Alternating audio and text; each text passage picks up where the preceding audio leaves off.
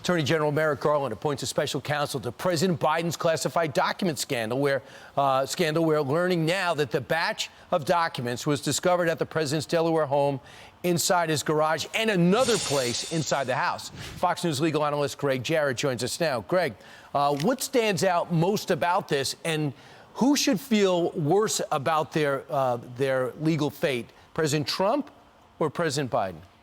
I think President Biden is more at criminal risk here because Trump had the ability to declassify documents. Unfettered authority, can do it on his own. He doesn't have to tell anybody. Joe Biden, when he was vice president and departed office, obviously took classified documents with him. He doesn't have declassification authority. You'll notice he's not claiming, I declassified these documents. It's a crime to remove and store classified documents and put them in an unauthorized location.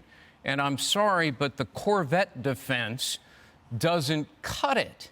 It has to be in what's known as a SCIF, as you know, a secure location approved by the government for classified docs. We know that there's a third location where at least one classified document was. Right? We imagine that's inside the house, could be that SCIF.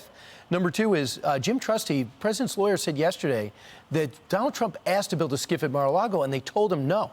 And look at the difference in the way it's handled. One gets their lawyers to look in to President Biden's house and offices. The other one gets an FBI raid after a series of conversations. Yeah, too many questions here that have to be answered. It's concerning to me, not one, not two, but three locations. That suggests knowledge and intent on the part of Biden. You can say inadvertent once. Does intent matter? Oh, intent is the critical part of the criminal statute 793. But it also includes gross negligence and recklessness. My Lord, three different locations. That's the definition of recklessness. And so it's actionable in a court of law as a crime against Joe Biden.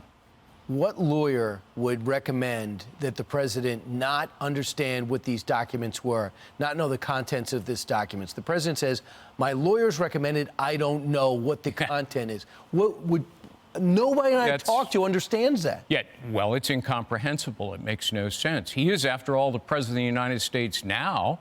He can look at any classified document he wants. And you said something about his attorneys. If his attorneys didn't have security clearance? Yeah, that's a problem. Why did he send his attorneys to all these locations? If they don't have security clearance, that's another crime.